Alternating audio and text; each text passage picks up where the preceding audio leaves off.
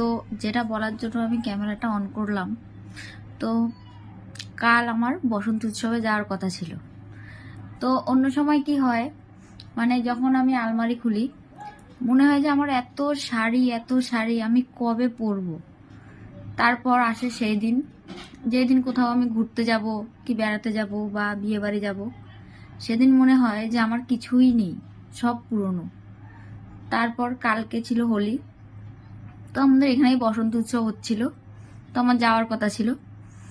তারপর তো আমি আলমারি খুললাম, আর ভাই এই জীবনে প্রথমবার আমার মনে হলো যে আমার সব জামা কাপড় নতুন।